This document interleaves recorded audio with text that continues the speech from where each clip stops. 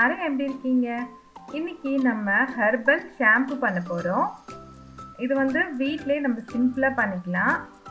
இந்த ஷாம்பை நம்ம 1 மந்த் வரைக்கும் கூட ஃப்ரிட்ஜில் வச்சு நம்ம யூஸ் பண்ணலாம். இதை வந்து நான் ட்ரை பண்ணிட்டு தான் நான் உங்களுக்கு சொல்கிறேன். இது ரொம்பவே நல்லா இருக்குது. வாங்க இது எப்படி பண்ணலான்றதை பார்க்கலாம்.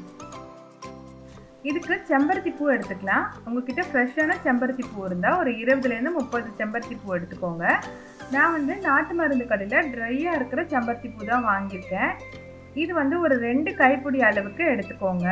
இந்த செம்பருத்தி பூ வந்து நம்ம ஷாம்புக்கு ஒரு கண்டிஷ்னர் மாதிரி இருக்கும். அதனால் நான் இது கூட செம்பருத்தி பூ சேர்த்துக்கிறேன்.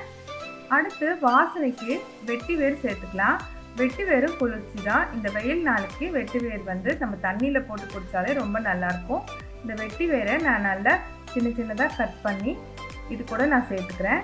ஹெர்பல் ஷாம்புக்கு மெயின் இன்க்ரீடியன்டான புங்கங்காய் எடுத்துக்கலாம். இதை வந்து புங்கங்காய்னு சொல்லுவாங்க, இல்லை சோப்புக்காய்னு சொல்லுவாங்க. இது வந்து நாட்டு மருந்து கடையிலலாம் கிடைக்கும். நீங்கள் நாட்டு மருந்து கடையில் ஒரு 50 ருபீஸ்க்கு வாங்கிக்கோங்க. இது வந்து உள்ளே இருக்க விதையை எடுத்துட்டு நம்ம இது சேர்த்துக்கணும். இது கூட ஒரு 3 ஸ்பூன் அளவுக்கு வெந்தயம் சேர்த்துக்கோங்க. நம்ம இதில் போட்டிருக்கிறது எல்லாமே ரொம்ப குளிர்ச்சியான பொருட்கள் தான். இந்த வெயில் நாளுக்கு இந்த ஷாம்பு வந்து ரொம்பவே நல்லாயிருக்கும் நம்ம தலைக்கு. இது எல்லாத்தையும் சேர்த்துட்டு இது முழுகிற அளவுக்கு கொஞ்சம் தண்ணி ஊற்றிடுங்க. நைட் ஃபுல்லாக ஊற வச்சிடணும். அப்போ தான் வந்து நல்லா ஊறியிருக்கும். இப்போ பாருங்கள், இந்த காயெலாம் ஒரு 8 to 10 hours நல்லா ஊறிடுச்சு. இப்போ இதை நம்ம லைட்டாக தொட்டாலே நல்லா நுரையா வருது பாருங்கள்.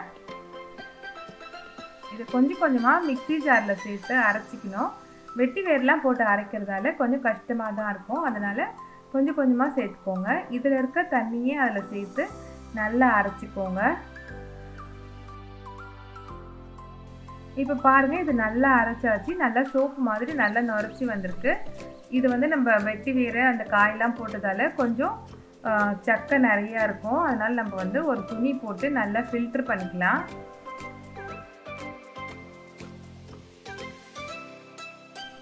இதே மாதிரியே எல்லா கத்தையும் நீங்கள் அரைச்சி இது கூட சேர்த்துக்கோங்க. சேர்த்துட்டு நம்ம நல்லா ஃபில்ட்ரு பண்ணி எடுத்துக்கலாம். இந்த மாதிரி நீங்கள் துணியில் போட்டு பிழியும் போது உங்களுக்கு அந்த சக்கைலாம் தனியாக வந்துடும். எந்த டஸ்ட்டும் இல்லாமல் நம்மளுக்கு சுத்தமான அந்த ஷாம்பு மாதிரி நம்மளுக்கு கிடச்சிரும். இதை வந்து நம்ம செஞ்சு நம்ம ஃப்ரிட்ஜில் வச்சுக்கலாம். இது அப்பப்போ செஞ்சு நீங்கள் யூஸ் பண்ணுறத விட மந்த்லி ஒன்ஸ் நீங்கள் இந்த மாதிரி செஞ்சு ஃப்ரிட்ஜில் ஸ்டோர் பண்ணி வச்சுக்கிட்டிங்கன்னா உங்களுக்கு ரொம்பவே ஈஸியாக இருக்கும். இந்த மாதிரி நல்லா எல்லாத்தையும் பிழிஞ்சு எடுத்துருங்க. இப்போ இதில் டஸ்ட்டே இருக்காது, நல்லா க்ளீனாக இருக்கும். இது பாருங்கள், இதில் இருக்க அந்த வெட்டி வேரோட அந்த நாரெல்லாம் வந்து இதில் வந்துருச்சு. வெட்டி வேர் அந்த பூவோட நார்லாம் வந்து இதில் வந்துருச்சு. இந்த மாதிரி எல்லாத்தையும் ஃபில்ட்ரு பண்ணி எடுத்து வச்சுக்கோங்க. இப்போ இதை ஒரு பாட்டிலில் நம்ம ஸ்டோர் பண்ணி வச்சுக்கலாம். இது நல்லா நுரையாக இருக்கிறதால க்ரீமியாக இருக்குது. இது வந்து இன்னும் கொஞ்சம் நேரத்தில் இந்த நுரெல்லாம் வந்து அப்சர்வ் ஆகிடும். அதுக்கப்புறம் நீங்கள் அழகாக பாட்டிலில் ஃபில் பண்ணி வச்சுக்கோங்க. இது வந்து நம்ம ஃப்ரிட்ஜில் வைக்கும்போது கெட்டு போகாது, எந்த ஸ்மெல்லும் மாறாது, அப்படியே இருக்கும். ஃப்ரிட்ஜ்லேருந்து டைரெக்டாக எடுத்து உடனே யூஸ் பண்ணாதீங்க.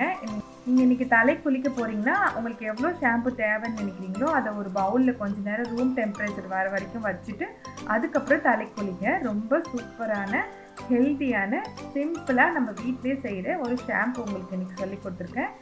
நீங்களும் இதை ட்ரை பண்ணிவிட்டு இது எப்படி இருக்குன்றதை எனக்கு கமெண்ட் பண்ணுங்கள். என்னுடைய வீடியோ உங்களுக்கு பிடிச்சிருக்கும்னு நினைக்கிறேன். என்னுடைய வீடியோ உங்களுக்கு பிடிச்சிருந்ததுன்னா என்னுடைய சேனல் புதியலுக்கு லைக், ஷேர், சப்ஸ்கிரைப் பண்ணுங்கள். மீண்டும் அடுத்த வீடியோவில் சந்திக்கலாம். நன்றி, வணக்கம்.